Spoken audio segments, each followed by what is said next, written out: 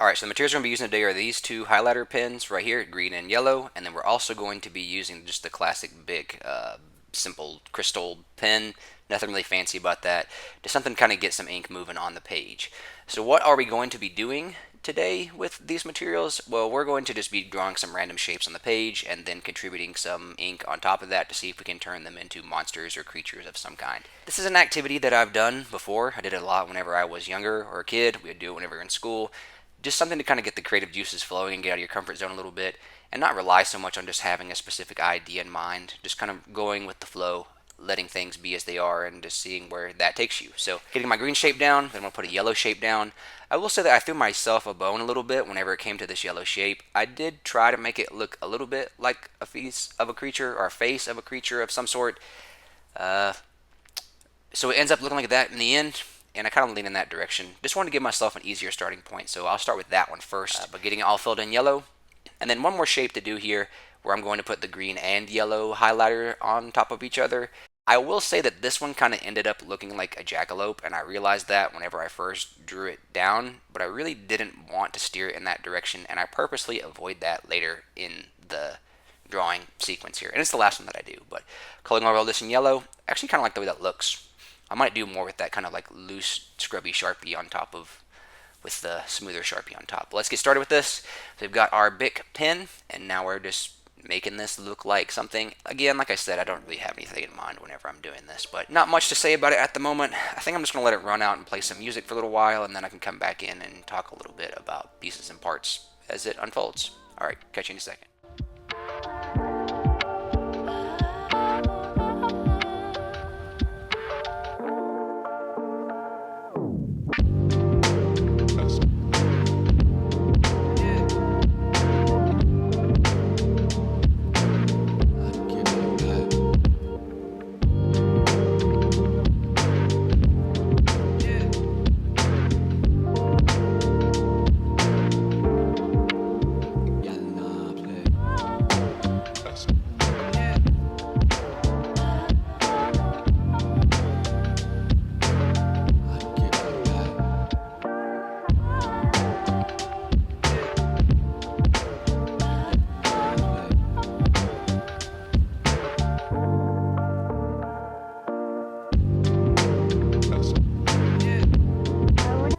Alright, so just a little thought about using Bic pen.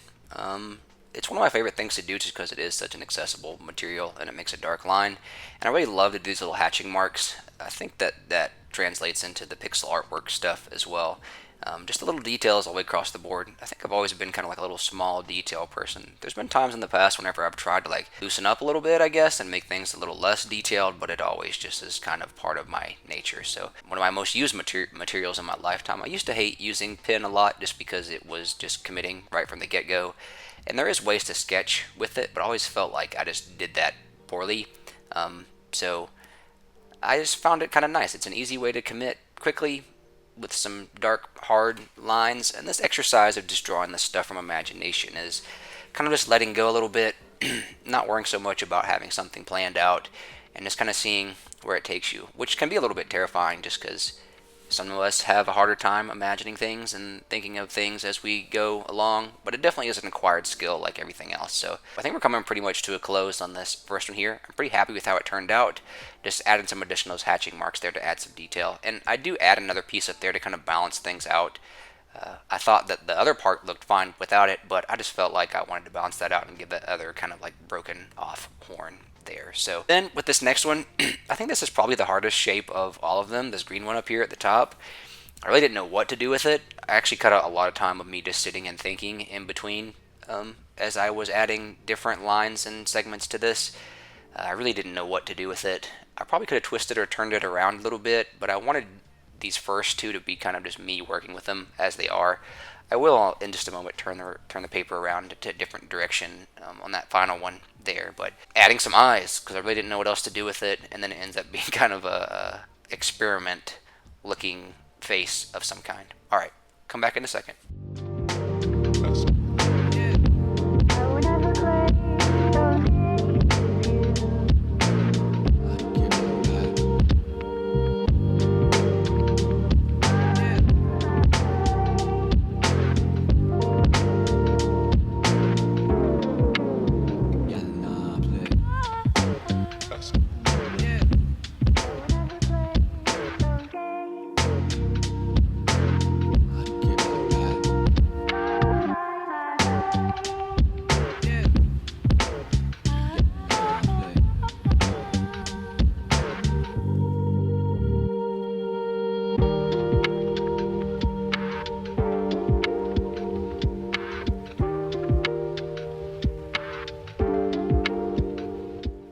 So this one ends up being a face, or faces, I guess.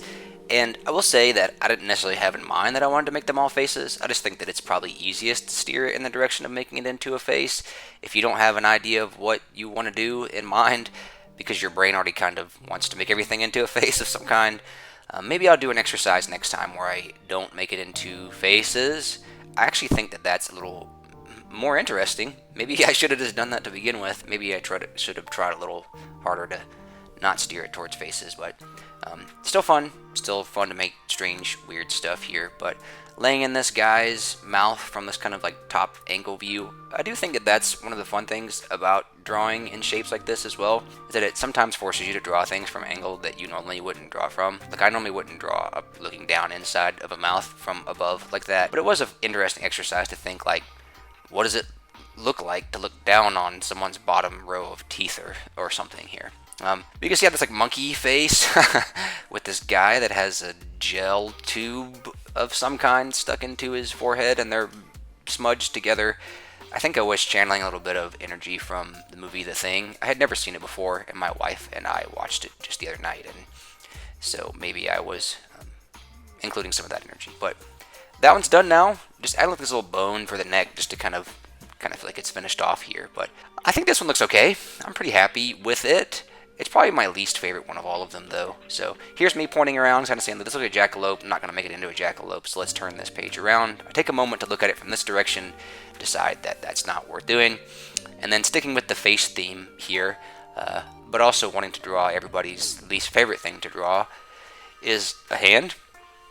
This will be a hand coming out of somebody's mouth, sticking with a face theme, like I said.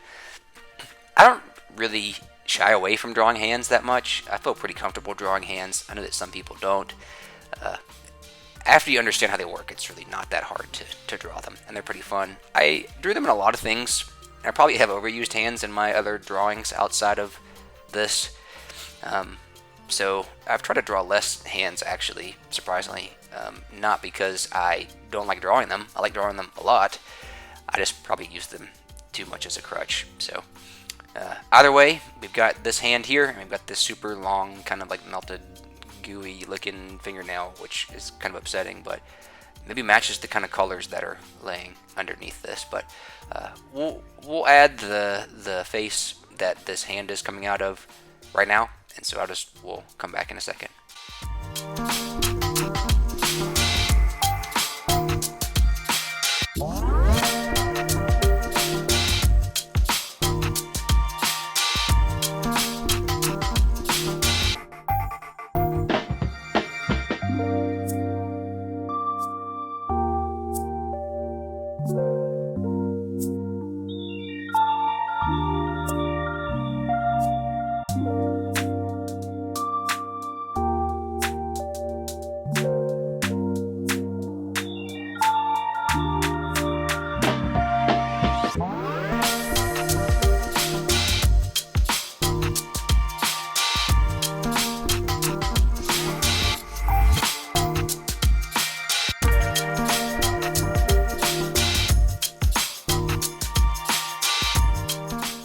Alright, so adding some of the final touches here. I added horns to this guy thinking that it would make it look better.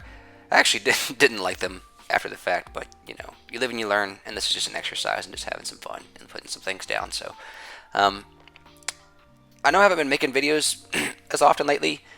Life is just busy, but in a really amazing way. I spend a lot of my time with my daughter and my family, so just having a lot of fun in the space and time outside of that. Outside of making stuff like this, I have all kinds of stuff in my sketchbook and making art, but just no time to film it really. But I appreciate you guys sticking around if you're still around. If you want to follow me on social media, you can do that on Instagram or Twitter, X, whatever the heck. Alright, later guys.